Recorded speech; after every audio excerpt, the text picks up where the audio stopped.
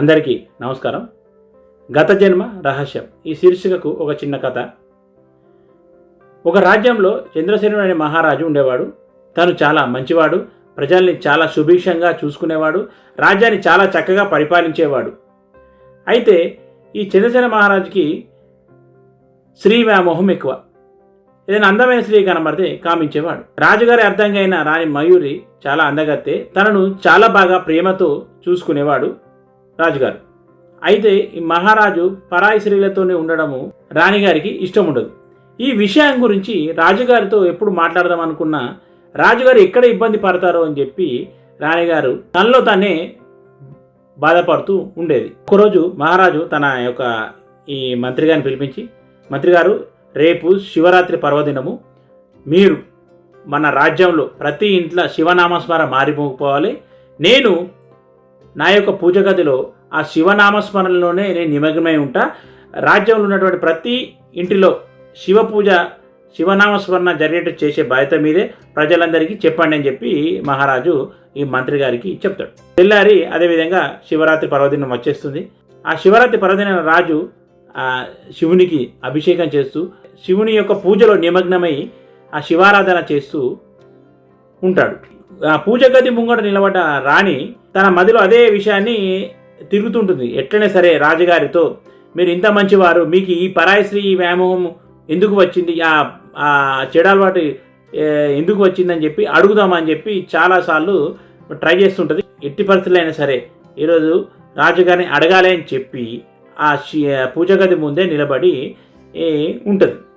మహారాజు శివ పూజ చేసుకొని ఇక బయటకు వస్తాడు. ఆ గది ముంగట ఉన్నటువంటి రాణి చూసి, ఏంటి రాణిగారు, మీ మనసులో ఏదో సందేహము ఉన్నట్టుంది, చూస్తుంటే అర్థమవుతుంది, అడగండి చెప్తా అని చెప్పి మహారాజు గారు రాణిగారితో అంటారు. అనగానే రాజుగారే అడిగారుగా అని చెప్పి అప్పుడు తన మనసులోని సందేహాన్ని ఇలా చెప్తుంది. మహారాజా, మీరు చాలా పరాక్రమవంతులు, ధైర్యవంతులు, చాలా బుద్ధిశాలి, రాజ్యాన్ని ప్రజల్ని చాలా సుభిక్షంగా చూసుకుంటున్నారు. ఇంత మంచివారు, ఆ పరాయి స్త్రీ వ్యామోహము ఎందుకు మీకు, ఆ చెడ్డ అలవాటును దూరంగా ఉండొచ్చు కదా అని చెప్పి రాణి మహారాజుతోని అంటుంది. అప్పుడు రాజుగారు నవ్వుతూ, రాణిగారు, మీరు అన్నది నిజమే, నేను మీకు నా యొక్క గత జన్మ అని చెప్తా, మీకు వినండి, అప్పుడు దీనికి సమాధానం దొరుకుతుందని చెప్పి రాజుగారు రాణితో అంటారు. రాణిగారు, నేను పూర్వజన్మలో ఒక శునకాన్ని, నన్ను ఒక రైతు పెంచుకునేవాడు, నన్ను ఒక కుటుంబ సభ్యునిలాగా చూసుకునేవాడు, తను నాకు టైంకు తిండి పెడుతూ అన్ని విధాలుగా నన్ను మంచిగా చూసుకునేవాడు. అయితే ఆ రోజు ఆ గ్రామంలో శివరాత్రి పర్వదినం వచ్చింది.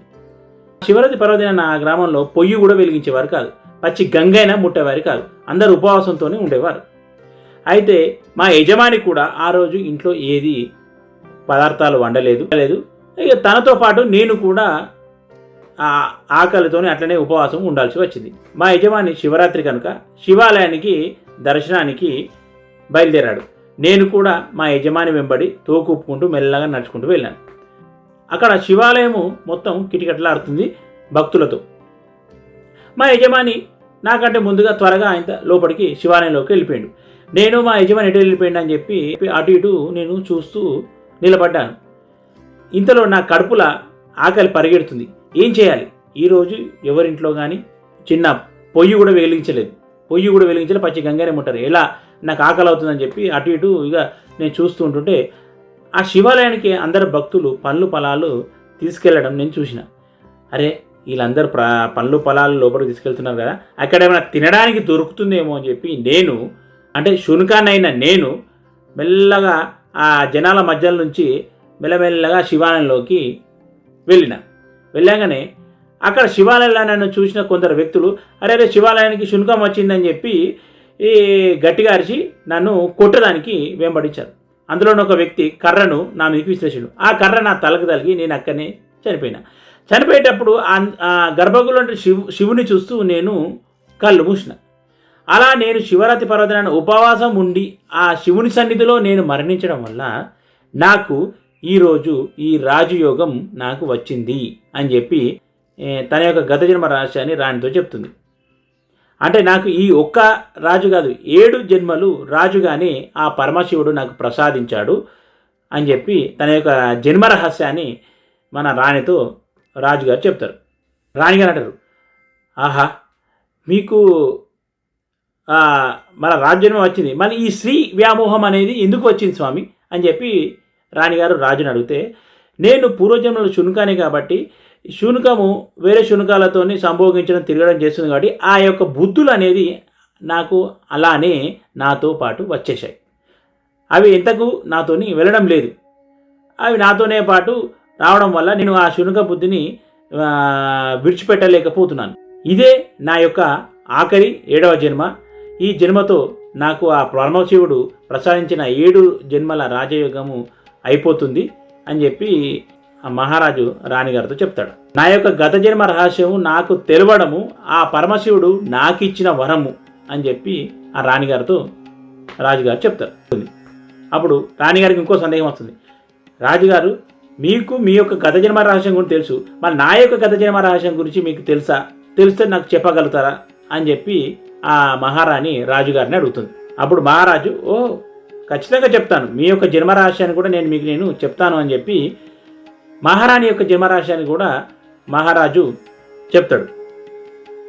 రాణిగారు, మీరు పూర్వజన్మలో ఒక పావురం, మీ మంద మీరు చిన్నగా ఒక చిన్న గూడు ఏర్పరచుకుని ఒక చెట్టు పైన మీ పిల్లలతో మీరు హాయిగా ఉండేవారు.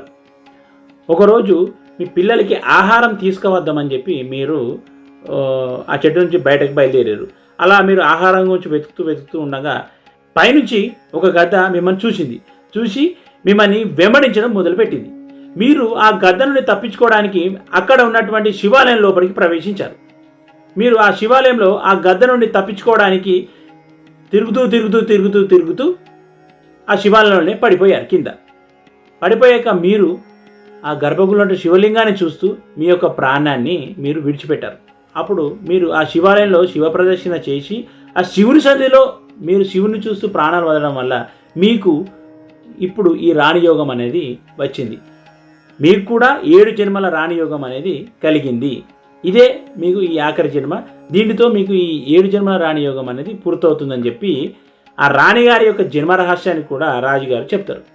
ఆహా, ఆ పరమశివుడి దయ వల్ల మనకు ఇన్ని రోజులు ఈ రాజయోగం రాణియోగం అనేది వచ్చింది అని చెప్పి ఇద్దరు అనుకుంటూ ఆ పరమశివుని ప్రార్థిస్తూ ఆ శివరాత్రి నాడు ఆ శివనామ స్మరణలో మునిగిపోయి అందరూ ఆ శివారాధన చేస్తూ ఉంటారు. ఎలా ఉందండి ఈరోజు ఈ స్టోరీ? ఈ స్టోరీ నచ్చినట్లయితే లైక్ చేయండి, షేర్ చేయండి, సబ్స్క్రైబ్ చేయండి. ధన్యవాదాలు.